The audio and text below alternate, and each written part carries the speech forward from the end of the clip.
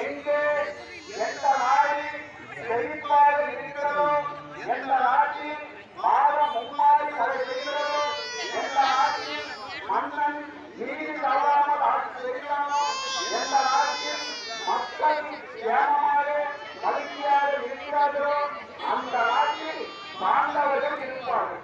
அப்போ ஒரு ஒன்றை சொல்றாங்க, அப்படி ஒரு நாடு நான் பார்த்தேன். அப்படியா? எந்த நாடு? மற்ற நாடு. அந்த நாட்டிலே இப்போ ஒரு அதிசயம் நடந்தது.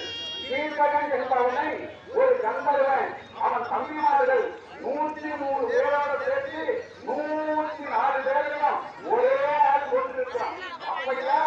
அப்படி எல்லாம் அவன் தீர்மானத்தான் இருக்கிறது.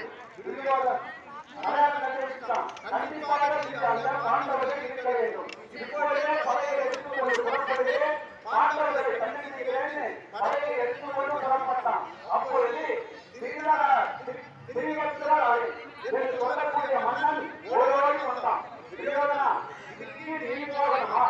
மாடுகளை மறுத்து வர ராஜாதி ராஜனாகிய நீ சொல்ல வேண்டுமா? நான் போறேன். நான் ஆடுகளை கவர்ந்து வருகிறேன்னு படைகளை எடுத்துக்கொண்டு அந்த திரிகட்ட நாட்டு மன்னன் சுத்தர்மா விராட நாட்டுக்கு நோக்கி படையெடுத்து சென்றான். படையெடுத்திலே இருந்த ஆடுகளை எல்லாம் கவர்ந்து கொண்டு அத்தியானபுரம் வருகிறான். இதை கேள்விப்பட்ட விராட மன்னன் படைகளை திரட்டிக் கொண்டு வந்து அவனை எடுக்கிறான். இருவருக்கும் கடுமையான யுத்தம்.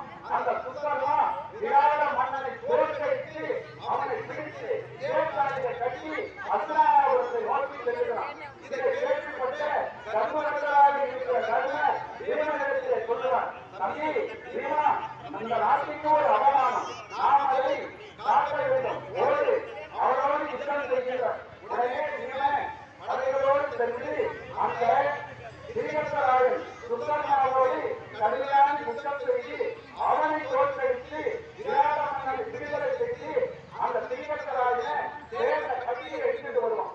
இதை தர்மர் பார்த்தா விராட மன்னன் மதிக்கிறதான், இந்த நாட்டு மானத்தை காப்பாற்றி விட்டார், உனக்கு என்ன வேண்டும்? அண்ணா, 11 மாதகாலம் இந்த நாட்டில் நான் அப்புறமாக வாழ்ந்து வருகிறேன். இந்த நாட்டுக்கு ஒரு துன்பம் என்கிற போது அதை போட்ட வேண்டிய கடமை. எனக்கு எதுவுமே தேவையில்லை. சரி என்று தர்மர் கண்டவர்களாக இருப்போர் சொல்லுவான். தாய்னா அந்த திரிகட்டராயனை அழித்துவிடுவார்.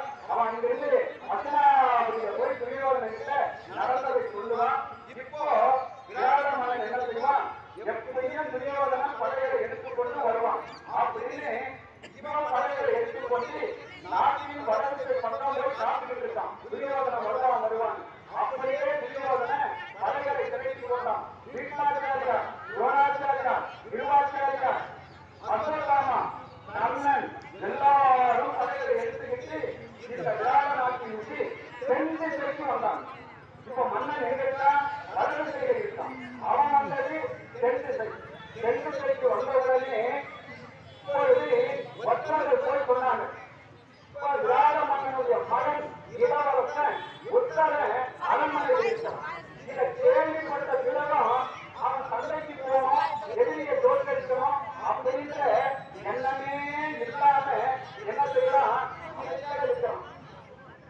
அப்படி அமைதியாக இருக்கிற போது தாயாக இருக்கிற சுயத்திற்கு கோபம் வந்தது. இந்த நல்ல நேரத்தில் ஸ்ரீ ராமமூர்த்தி